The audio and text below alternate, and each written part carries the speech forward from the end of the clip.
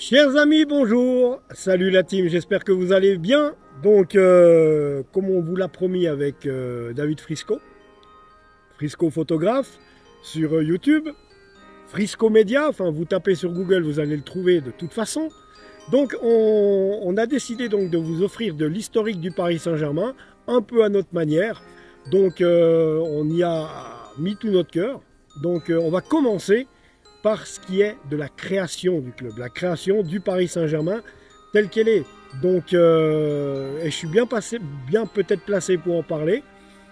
Pourquoi? Parce que j'ai l'âge du club, mes amis. Et oui, je suis né le 3 février 70 et le club, c'était en mai ou en juin 70, la même année. Donc, il y a des choses que je vais pouvoir vous raconter puisqu'il y a des joueurs que j'ai rencontrés, avec qui j'ai pu discuter. J'ai quelques anecdotes de vie à vous donner sur ces 30 dernières années.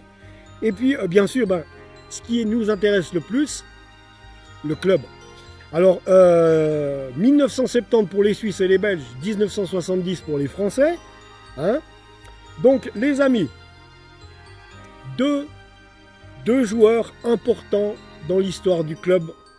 Je nomme Jean-Marc Pilorget, avec 435 apparitions, c'est la plus grosse, c'est celui qui est apparu le plus avec le maillot du Paris Saint-Germain.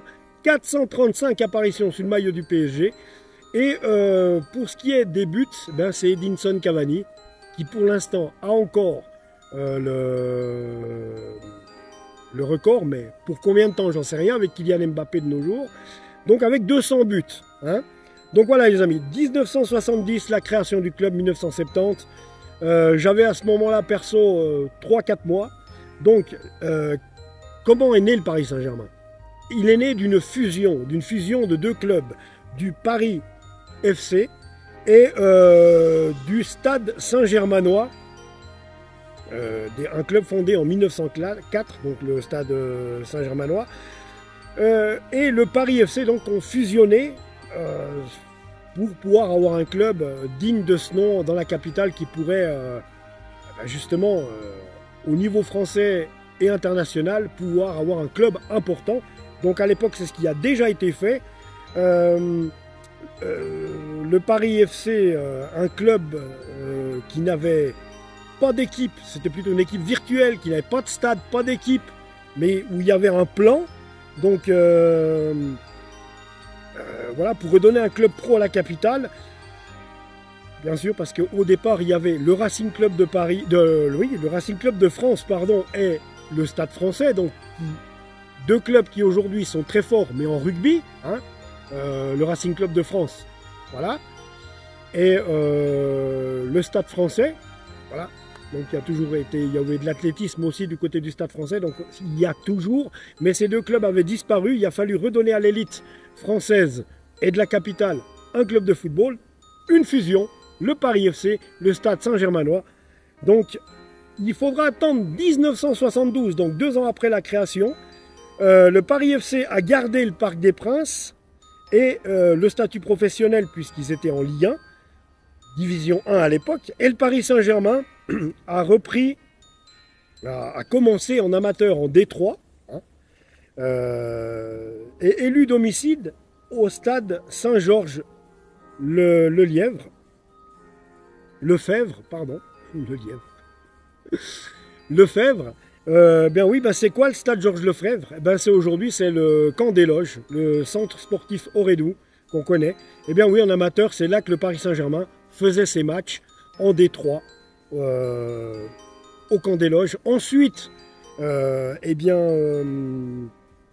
en 74, il y a eu la relégation du Paris Football Club, hein, et c'est le Paris Saint-Germain qui lui est monté de D2 en D1 et qui a retrouvé de ce fait le Parc des Princes qu'il n'a jamais quitté, bien entendu.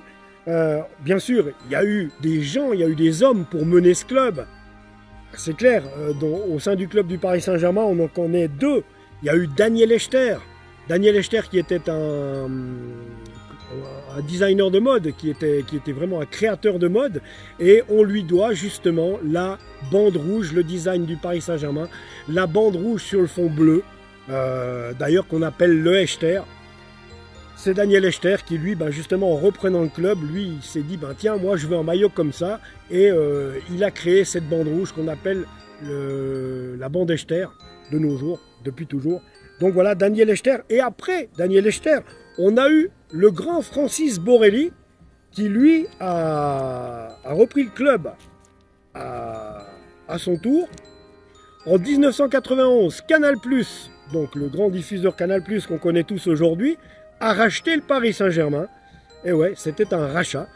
Et on s'en souvient bien, nous, en Suisse. Pourquoi? Parce que ben, simplement, le Paris Saint-Germain et Canal+ avaient décidé d'avoir un partenariat avec le Servette Genève. Et bien voilà, quoi. À Genève, au Servette, il y a eu des joueurs comme Grégory Pessler qui ont été prêtés du PSG au Servette. Grégory Pessler avait fait une année avec le Servette et était retourné à Paris. Donc voilà. 96, la grande année, je vais vous dire, du Paris Saint-Germain. Pourquoi? Parce que le 8 mai 96, le Paris Saint-Germain remportait sa première Coupe d'Europe. Et la deuxième, parce que oui, les Sardines, entre deux, ont gagné la Ligue des Champions. Ça fait bientôt 50 ans maintenant. J'avais 23 ans, hein, pour vous dire, quand ils ont gagné la Ligue des Champions. Maintenant, j'en ai 53. Ça s'agirait peut-être de nous regagner autre chose, si vous voulez quand même être crédible. Donc, voilà. Vous dire que le 8 mai 96, le PSG gagne sa première Coupe d'Europe. Contre qui? Eh bien, contre le Rapide de Vienne. Eh ouais, club autrichien qui fout plus rien du reste, qui est assez éclaté comme club maintenant. Et ça avait été difficile comme match. C'était Luis Fernandez, l'entraîneur à l'époque. Et eh ben oui, le 8 mai, 1-0, brut de Bruno Ngotti sur coup franc. Ça faisait 1-0. Et cette Coupe des Coupes, c'est quoi? Pour les jeunes, je vais vous expliquer qu'est-ce que le PSG a gagné comme Coupe d'Europe. Il a gagné la Coupe des Coupes. La Coupe des Coupes regroupait, vous aviez la Coupe des clubs champions, qui est la Ligue des champions aujourd'hui. La Coupe des clubs champions regroupait que les champions des pays. La Coupe des vainqueurs de Coupe qu'a gagné le Paris Saint-Germain en 96 contre le Rapide de Vienne, c'était les clubs qui avaient gagné la Coupe de leur pays. D'accord? Voilà. Donc, le PSG a gagné la Coupe de France, il a gagné la Coupe des Coupes en 96. Cette coupe n'existe plus. Malheureusement, du reste les Marseillais, ils aiment bien rigoler avec ça. Jusqu'au moment où on va quand même gagner une Ligue des Champions, parce que ça tombera tôt ou tard, que vous le vouliez ou non. Ensuite, les amis, alors, 2006, Canal revend à Colony Capital, une société de fonds d'investissement américain. On a eu un super gardien de but, je me souviens que de ça, à Poulaïdel. Toi aussi, je pense que tu es un fervent supporter du PSG, tu t'en rappelles. Bon, quand même, sous l'ère Colony Capital, c'est 2 Coupes de France, 2 gagnées. Après, en 2011, j'ai pas besoin de vous faire un dessin, revente du PSG à Qatar Sport Investment, qui va poser des millions de milliards sur la table, les amis. Un club, le PSG, qui a été racheté par Qatar Investment en 2011 pour 70 millions d'euros. Et aujourd'hui, le PSG, s'il devait être revendu, eh bien, serait de 4 milliards. Et pendant que j'y suis, de nos jours, maintenant, je fais vite un aparté de nos jours, eh bien, il est vrai qu'en début 2023, au jour où je vous parle, on est le 31 décembre 2022, c'est-à-dire que demain, on est le premier jour de 2023, putain, je sais bien compter, eh bien, en février 2023, il y aura 15 ou 20% qui vont être revendus, 15-20% des parts du club du PSG, qui vont être revendus par Qatar Investment à une société ou 3 sociétés américaines, je ne sais pas. Ce que j'espère pas, c'est qu'on ne parle pas d'un début du départ des Qataris. Moi, ça ne me plairait pas trop. Enfin, ça ne nous faciliterait pas la vie. Après, ben, le PSG est quand même une marque sortie, une marque mondiale maintenant. Hein, dans le monde entier, on connaît le Paris Saint-Germain. Donc, si rachat devait y avoir, je vous le dis, c'est 4 milliards d'euros. Et les nouveaux repreneurs, pour racheter un club à 4 milliards, ça ne serait pas pour arracher le sac d'une vieille qui le rachèterait. Donc le PSG, on peut être tranquille, on peut dormir tranquille. Pour l'instant, on est sous l'égide Qatar Investment, Qatar Sport Investment. Bon, bref. 2006, bon, je viens de vous le dire. 2011, je viens de vous le dire aussi. Alors, bien sûr que Depuis 2011, la reprise des Qataris, vous imaginez bien, on n'a toujours pas réussi à obtenir une Ligue des Champions, bien qu'on ait réussi en 2020 à aller en finale de Ligue des Champions contre le Bayern de Munich, finale qu'on a perdu 1-0 et comble de malheur, but de qui? De Kingsley Coman. Qui c'est Kingsley Coman? C'est un jeune qui a été formé au PSG. Triste ironie du sort. Depuis 2011, on a eu 4 quadruplés, c'est-à-dire vainqueur de la Coupe de France, vainqueur du Championnat de France, vainqueur de la Coupe de la Ligue, vainqueur du Trophée des Champions en 2015, 2016, pas en 2017 parce que c'était Monaco qui était champion de France en 2017, mais en 2018 et 2020, c'est un quadruplé français de la part du Paris Saint-Germain et une finale en 2020 de Ligue des Champions, les amis. Donc, si on avait gagné, on faisait un quintuplé, un truc de fou, même un sextuplé. Donc, chose qu'on n'a pas eu. Voilà. Le palmarès, maintenant, on va quand même un petit peu regarder les choses, parce qu'on vous parle de titre de champion de France. Il y en a eu 10. On a une petite étoile sur le maillot maintenant. Pourquoi?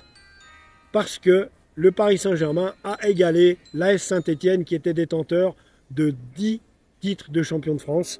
Et là, le palmarès. Alors, en 96, le 8 mai 96...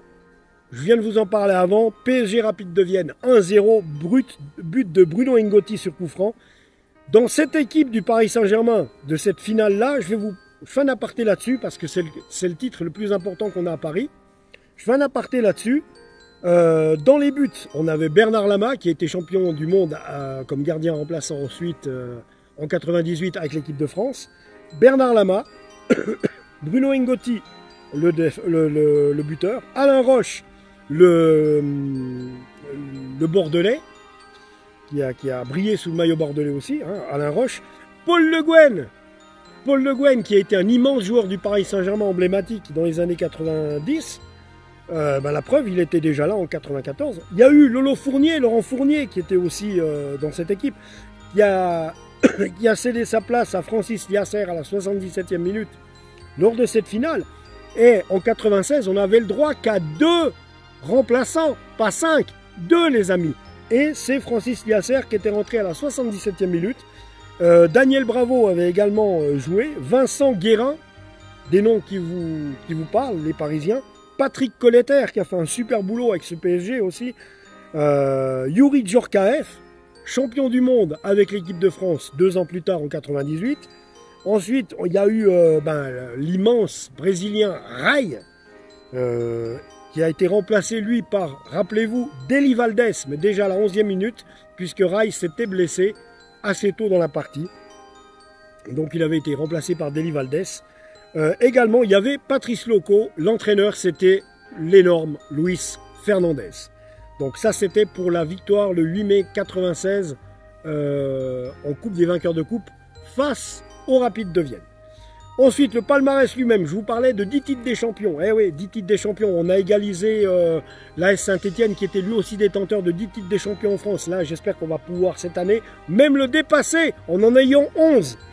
Donc, alors, le palmarès, 10 fois champion de France, 14 fois vainqueur de la Coupe de France, 11 fois vainqueur de la Coupe de la Ligue qui n'existe plus, une fois vainqueur de la Coupe des Coupes, je viens de vous en parler, une fois vainqueur de la Coupe Intertoto, ça c'est une coupe de merde. Je veux même pas en parler, quoi, parce que je sais même pas pourquoi ils ont fait une coupe Intertoto, la tête à Toto. Bref, c'est une coupe de merde. Mais on l'a gagnée quand même, en 2001. Mais on va pas se la péter. Alors, champion de France, les amis. En 1986, champion de France, le Paris Saint-Germain. Ben ouais. Avec 56 points. Premier titre, 1994. Champion de France avec 59 points. Après, il a fallu attendre. Tenez-vous, 2013. On a eu une disette pas possible de 1994 à 2013. Nada, pas de titre de champion, que dalle. Et bien sûr qu'on est arrivé là sous l'ère Qatari. On est d'accord. 2013, 83 points. 2014, champion avec 89 points. 2015, champion avec 83 points. 2016, champion avec 96 points. 2018, champion avec 93 points. 2019, champion avec 91 points. 2020, champion avec 68 points. Ouais, avec avec une saison assez éclatée. Pardon. Et 2022, cette année, vainqueur du championnat, avec un entraîneur nullissime, Maurizio Pochettino, la pochette, avec 86 points. Donc voilà les amis, la Coupe de France, on l'a gagnée les amis, en tout cas, on l'a gagnée 14 fois. Il n'y a pas en tout cas, on a gagné 14 fois la Coupe de France avec le Paris Saint-Germain. 1982, j'avais 12 ans, la finale, enfin, rappelez-vous la fameuse, pour les vieux, hein, rappelez-vous la Coupe du Monde en Espagne, 82, j'y étais, à Séville, 3-3, prolongation, penalty, Patrick Battiston à l'hôpital, les cervicales touchées, des Allemands qui avaient bien triché. Ça a été avéré par leur gardien de but après, Harald Schumacher, qui lui aurait mérité un carton rouge et un penalty derrière. Mais non, vu que l'arbitre était Monsieur Corvère, un arbitre des Pays-Bas, qui s'était montré beaucoup pour l'Allemagne. Pourquoi? Parce que c'est la France qui avait barré la route à la Hollande pour aller à la Coupe du Monde 82. But de Michel Platini sur coup franc en 81 au Parc des Princes. Et ouais les amis, et c'est comme ça qu'on est allé à la Coupe du Monde 82 avec la France et que la Hollande n'y est pas allée, mais on a retrouvé leur arbitre, un arbitre hollandais, Monsieur Corvère, qui nous a pourri la vie, en plus que les Allemands avaient triché.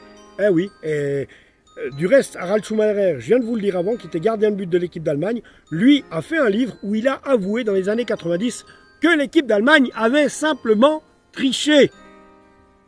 Voilà. Donc, vous me direz, qu'est-ce qu'on en a à faire? On s'éloigne. Oui, je vous parle de 82. 82, pourquoi? Première victoire de Coupe de France pour le Paris Saint-Germain, les amis, contre l'AS Saint-Etienne. Rappelez-vous ce fameux match où Francis Borrelli descend sur la pelouse, embrasse la pelouse du Parc des Princes. Pourquoi? Parce que 2-2 contre l'AS Saint-Etienne de Michel Platini.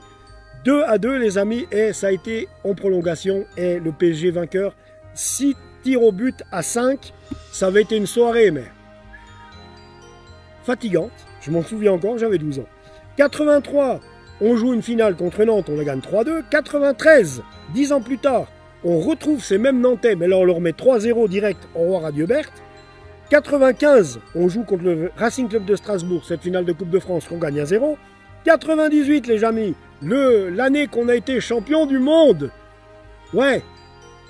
Ah, il y en a, ça leur fait mal aux oreilles d'entendre ça. Hein. Mais ma foi, voilà.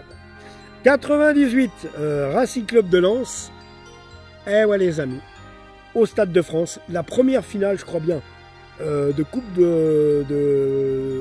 de France au Stade de France, vainqueur du Paris, victoire du Paris Saint-Germain, 2-1 contre un gros Racing Club de France, Racing Club de Lens, oh, décidément, qui cette année-là avait été champion de France, les amis. Faut pas l'oublier, celle-là. En 2004, Châteauroux, un club de Ligue 2 qui se dresse sur notre route face au Paris Saint-Germain, finale de Coupe de France, un petit but à 0. 2006, on retrouve les Sardines pour une finale de Coupe de France, bah ouais, et là on gagne 2-1. Et là on gagne 2-1, c'est là où les clubs d'Ultra avaient sorti la fameuse banderole OM droit au bus. C'est assez drôle du reste. En 2010, on aura bien sûr l'AS Monaco qui se dresse devant le Paris Saint-Germain. Après prolongation, on gagne 1-0. Une finale assez difficile contre les Monégasques. En 2015, c'est la JOCR qui se dresse devant nous 5 ans plus tard pour une finale de Coupe de France. On la gagne, 1-0 aussi, ric-rac, mais enfin c'est là. En 2016, Relais Sardines, eh ouais les amis, pour une finale gagnée 4-2, eh ben ouais. En 2017, on joue les Angevins, une année après, on gagne 1-0, eh ouais. 2018, on joue contre un club amateur qui a réussi, et honneur à eux, a réussi à aller en finale, les Herbiers, finale de Coupe de France, PSG, les Herbiers qui est un club, je crois, de National 1 ou 2, je sais plus. Bref, c'est un club amateur. Et ils sont en finale. Et ils nous tiennent. Et on ne gagne que 2-0. Mais on gagne quand même. C'est ça qui est beau. Donc voilà pour ce qui est des Coupes de France. Et c'est pas fini. Parce qu'en 2020, on rebelote. On gagne 1-0 contre Saint-Etienne. En finale de Coupe de France. On retrouve nos Monégasques en 2021.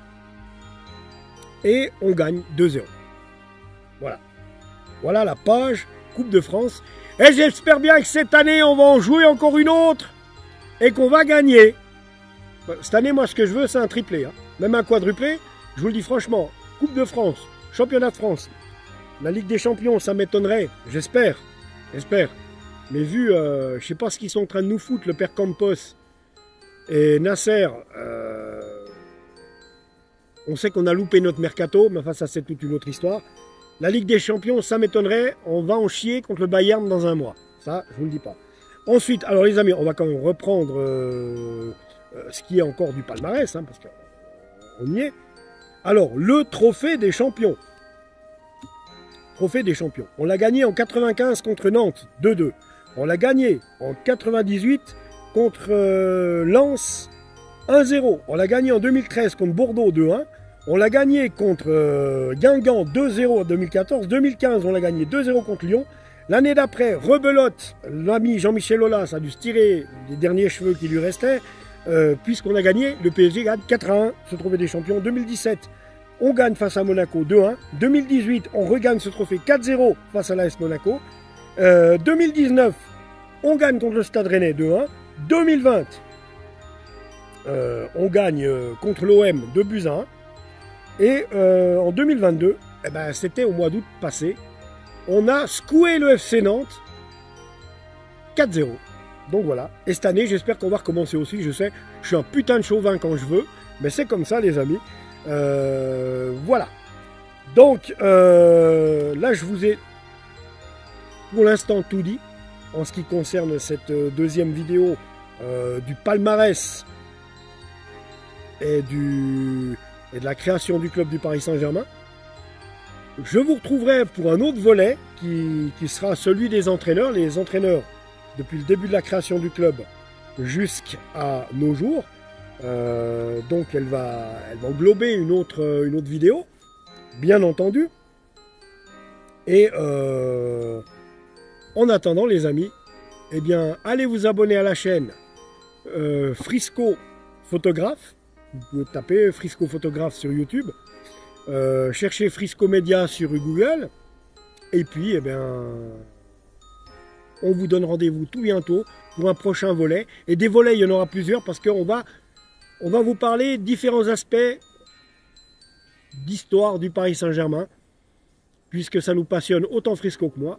Donc voilà les amis, en attendant, moi, c'est Parisien Suisse sur YouTube.